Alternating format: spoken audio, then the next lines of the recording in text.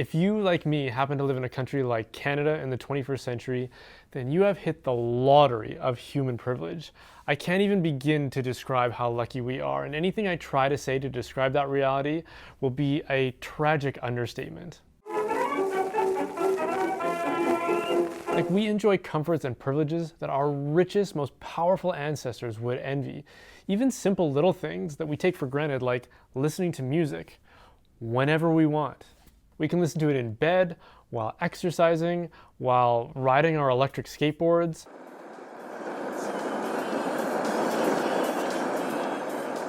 While driving, and oh yeah, did I mention we have cars? Traveling to the nearest state used to take months, and most of the people in your caravan would probably get eaten by saber-toothed tigers along the way.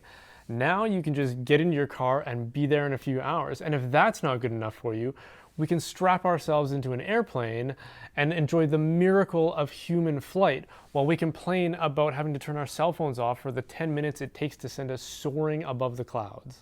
We have advanced and affordable healthcare, education, housing, food, and freedoms that are simply unheard of in the scope of human history. Of all the people that have walked the earth, we are undeniably the luckiest. In spite of that, no matter how good this life can be, it still doesn't satisfy. I think we can all identify with Mick Jagger when he wrote about the futility of seeking satisfaction. And if Mick Jagger can't find satisfaction with all the resources that he has available, what hope is there for the rest of us? To be a Christian is to be someone who is keenly aware of that sense of lacking. We believe that there is a better life to be found elsewhere in heaven, where there will be no more pain or sickness or conflict or gossip, no more lies, abuse, or greed. But there's a bit of a problem. Most of those adversities are of our own making. So if we all died today and expected to be let into paradise, what makes us think that we wouldn't continue generating those same problems? And if we did, then it wouldn't be paradise at all. I think it's perfectly reasonable for people from a variety of faith traditions to concede that heaven has an immigration policy. There are countries in the world in which corruption, crime, oppression, ignorance, and inequality are a familiar part of life. And if you think that's just a narrow-minded assumption, then try having a conversation with people who visit countries like Canada or immigrate to countries like Canada, and they will tell you what life was like where they came from. In my experience, there's a theme that persists in those conversations. They'll tell you things like, you can't interact with law enforcement where they come from the way you can here. They'll say that you can't leave your garage door open for extended periods of time without people raiding it. Or even just little things like courtesy in traffic, that people will actually stop for you and let you cross in a crosswalk. If you open the borders of a country like Canada to a country that has those kinds of problems, then Canada would inevitably inherit those problems and cease to exist as we know it.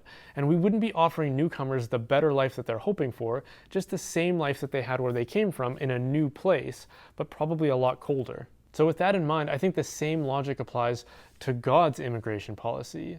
He can't accept us as we are without compromising the perfection of his country. So somehow we have to become perfect. And Jesus even says, be perfect as your Father in heaven is perfect. However it is that we become perfect so that we can live in the perfection of heaven without compromising it is a matter of debate among theologians.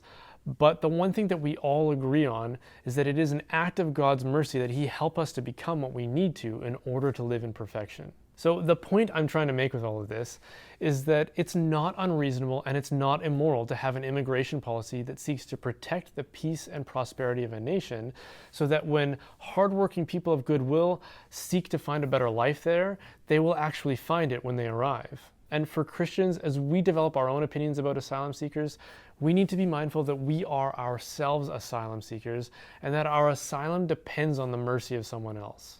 A theme throughout the New Testament is that God will treat us the way we treat others. So if we show mercy, then we will be shown mercy.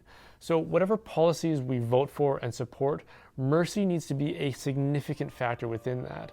But that also means that we don't have to disregard logic and common sense. Thank you guys for watching that. If you enjoyed that, then please like it and share it and subscribe and come follow along for more content. And if you want to support the making of these videos, then please consider supporting the business that makes them possible.